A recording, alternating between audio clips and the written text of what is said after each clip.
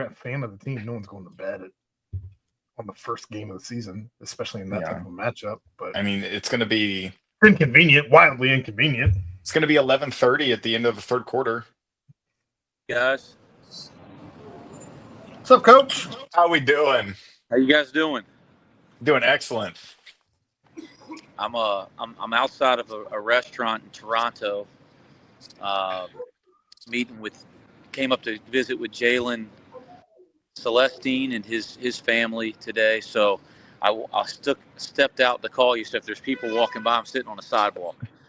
So there you go.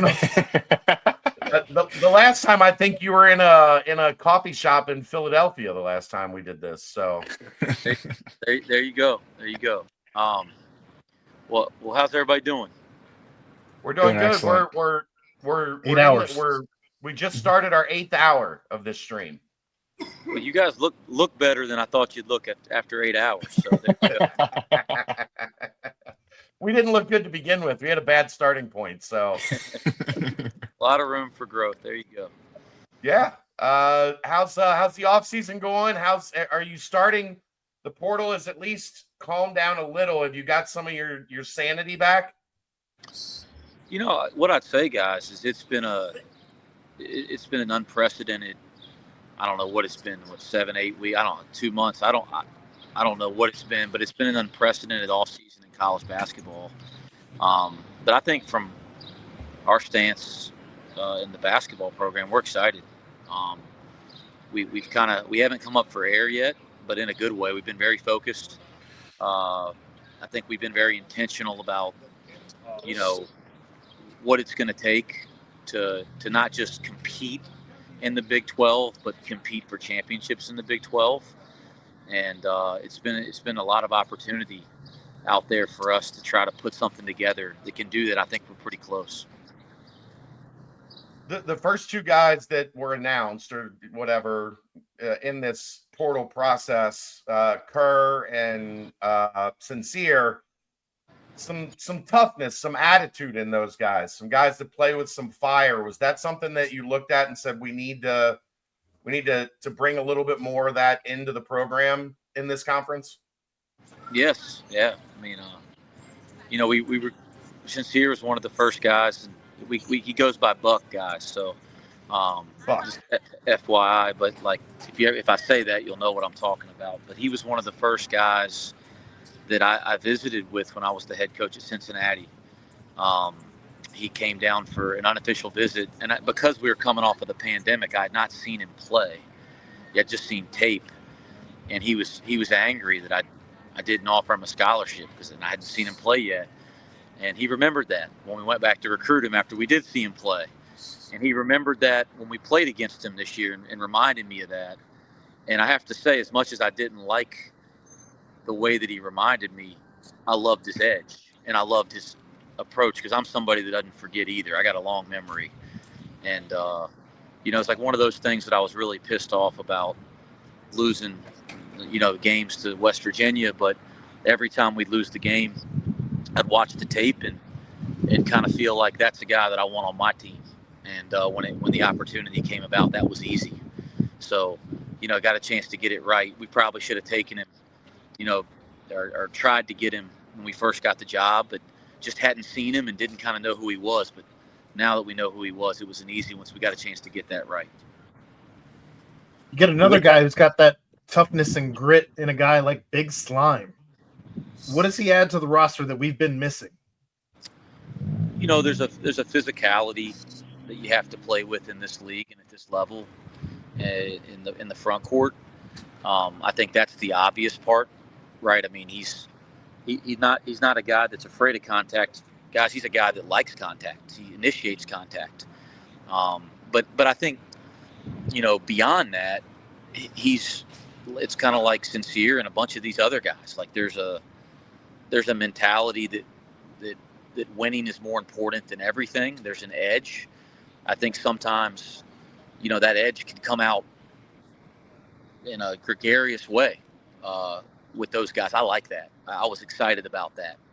And that kind of, when you watched Jalen play, that was really obvious. But it's not just the physicality. It's not just the edge and the competitiveness that he plays with. I think he's a guy that can really score the ball, like a guy you can throw it to on the box or off the box, or you can isolate. I think he's a terrific passer and facilitator and playmaker.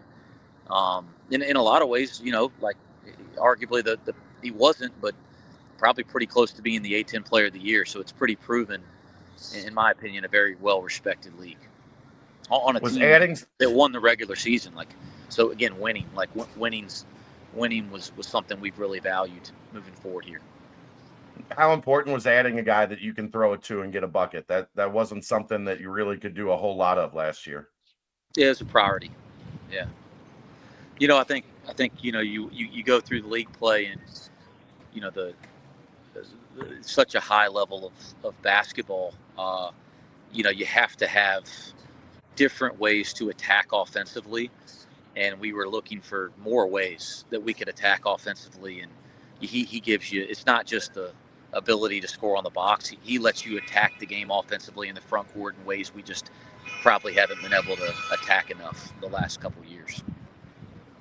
Kind of going back to what you said about Sincere, we talked to John Cunningham earlier, and he said on Kirk Risa that he's a guy that you hate playing against and you love it when he's on your team.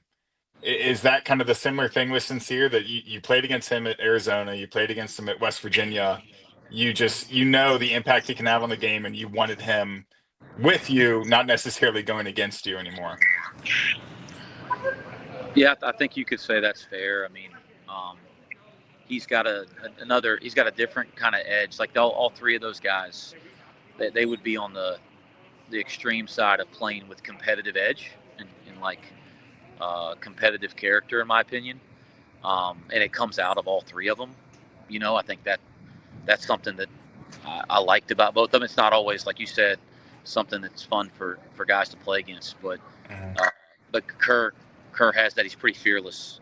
I think all those guys, but Kerr's fearless. There's not going to be a moment that's too big or an environment that that he'll enjoy that. And I think, again, I could say that about a lot of guys on our roster, but his ability to pass the ball and create shots for others, whether it's in the open court or in different situations in the half court, I think that's something that everybody will benefit from. I think playing multiple guards on the court together is something that, as we kind of study this level in our league, I think you have to have multiple shot creators, decision makers. We're going to have the ability to do that, and Kerr's certainly a big part of it. He can really shoot it, and so can the guy that you're visiting now in Jalen. How important was it to get Jalen, giving you a guy that has some size and can really stretch the floor? Yeah, and I think you gotta dig a little deeper than just the year he played at Baylor. He played in the Pac for a long period of time, and he's a career 40% 3-point shooter, shoots it with range. So I think that's the obvious part, but and the role that he was in at Baylor, maybe that's all you got to see. But two things: one, there's a lot more to his game. He's actually a great player with the ball in his hands and a decision maker. So I think there's a more complete game there than just shooting. I think physically he was coming off of a major injury going into the last year at Baylor, and then had a really severe ankle injury that kept him out of the game we played them the first time. I think he's going to get healthy, and there's some things he can do physically that he wasn't able to do last year. So I think he's got a chance to be a really impactful player as well. And then Mustafa Cham, you've built a reputation now. You play a guy at the end of the season, or you play a team at the end of the season, then you go get one of their best guys. You kept that up this year with Mustafa from UCF. Yeah, I don't know if that was part of the plan, but I think, listen, you want to have rim protection. You want to have a lob threat. Aziz did that for us at a really high level. Mustafa's 7'2", so he's bigger, he's longer. I think he's got a crazy amount of versatility beyond those things. Like, I think he'll have the ability to to switch out and guard guards. I think he led the Big 12, or it was maybe second in the Big 12 in block shots, whether you look at percentage or true blocks. I mean, like, so he's going to have a terrific defensive impact, but he can step out and shoot the three. He's a good passer, decision maker. He's got great touch. He's a guy that just he's already shown that he's an impactful player in our league, which is really important, right? He's already impacted our league, but his ceiling is as high as you could have as a college basketball player, and that's going to be fun to watch him continue to become an even greater player at Cincinnati next year. With all these additions, how do you think you've set up Keyshawn Tillery and Sean Abayev to come in and kind of learn from these guys, and whether it's Jizzle and Day Day or the transfers that are coming in? Yeah, well, I think one thing we have is we have a lot of maturity and experience on the team. A lot of guys that value winning. I'm about to get rained on now. All right, excuse me, guys. I love you guys. I ain't getting soaked for you. All right. Excuse me. So, get under this awning here. It might be a little louder. I'm sorry, but it's raining pretty hard, guys. But You're good. Okay. So I think, honestly, like having that maturity and that experience on the roster, guys that have won, value winning, I think it's a great opportunity for two really, really gifted young players to join our team. They'll have good examples. That they're going to get pushed right away, which they both want that. Like they both like that. So yeah, I think the roster makeup, Keegan, to this point, I mean, it makes a lot of sense, right? On a lot of levels, and that was strategic and intentional. So we're proud of it. Mm-hmm. You added 2 additions to your staff and a GM and a new assistant coach with Drew Adams leaving. Talk about what that brings to the team that you maybe didn't have before.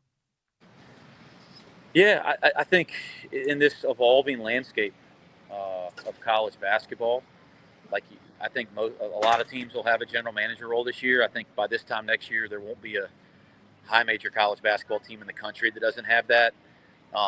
As I just talked about this on Mo's show, like that role for us is new, and it's evolving and will continue to evolve. But what I'll say is, like, Corey really brings something different to our team. Number one, I trust him. I've known him for 15 years. He has got a tremendous work ethic. He's tremendously well connected throughout all levels of basketball, and I mean globally connected. And then number two, he just spent 5 years, working hand in hand with Sam Presti, who's arguably the best general manager in all of sports. So he's got great perspective of the way things are being done, in my opinion, and maybe one of the best organizations in sports. Scheduling. The Big 12 is dropping back from 20 to 18 games. How do you build a non-conference schedule this year? Looking at what you've learned over the past 2 seasons in the league. Well, I think you first we got to get to it, right? Because that puts a little more pressure on us to get scheduling done. As you guys know, we haven't done anything but roster build here for the last 2 months or whatever it's been, and we have to hone in now on putting together a really, really good non-conference schedule, one that prepares us for Big 12 play, one that puts us in the best position to build a resume for the tournament, and it also allows us to grow our team, throughout November and December. So we'll be trying to kind of balance that thing out and put the right pieces together. But as you know, it's not like we just decide, let's go play this game here. Like, you got to find agreements with other schools, and we're in that process as we speak. Do you have a number of high major games, or what people consider high major games, even if they're maybe against an A10 or a quality, second tier team? Do you have a number in mind? No, but we'll be looking at all this is where, guys like Bill Comar on my staff and Corey are so analytically driven, and we've done studies on tournament teams and what they're doing. And seeding and Big 12 play with SEC had 18 games last year. We had 18 games 2 years ago. So it'll be intentional how we do it. But to give you, I'm not the guy to ask for that because they have that kind of stuff on paper in the office. But guys, I'm sitting outside of a restaurant in Toronto. I couldn't tell you. But yeah, so yes and no. We probably yes, but I'm not going to take a guess at what it is today.